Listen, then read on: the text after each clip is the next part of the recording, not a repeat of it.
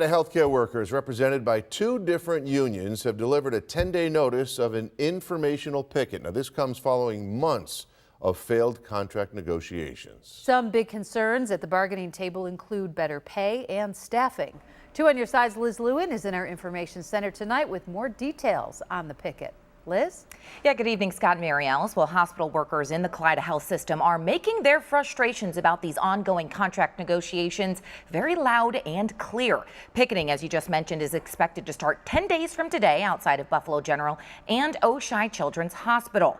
Kaleida executives learned all of this earlier today after that notice was delivered on behalf of hospital workers by union reps from CWA and 1199 SEIU. Now, much like the Mercy Hospital strike last fall involving Catholic health workers, Kaleida's hospital's employees say they're similarly fighting for new contracts that better reflect competitive wages and staffing solutions, two major concerns as they see it. Now, a spokesperson for Kaleida tells me negotiations have been ongoing since March and that conversations continue to be, quote, cordial and productive. Now, despite that announcement, avoiding a strike at all costs is also something the hospital system is trying to do. The hope, executives say, is to reach an agreement, much like Catholic Health's. We're trying to learn from what happened last fall. We made a commitment for 3 things as part of this contract negotiations. First, no concessions, so no concessionary bargaining. 2, addressing staffing, making sure there's adequate staff and staffing for our workforce. And then 3, addressing wages. You know, it really comes down to economics.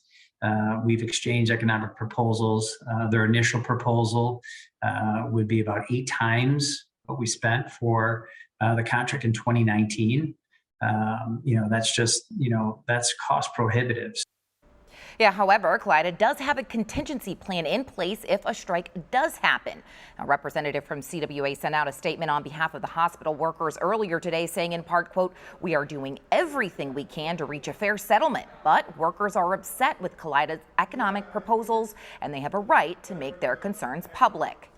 Another thing, New York State mandated hospital systems create clinical staffing committees to help address staffing concerns between unions and hospitals. Kaleida says so far they've invested millions of dollars into new jobs, 436 to be exact. Those will be added over the next 3 years. In Buffalo, Liz Lewin, Channel 2 News.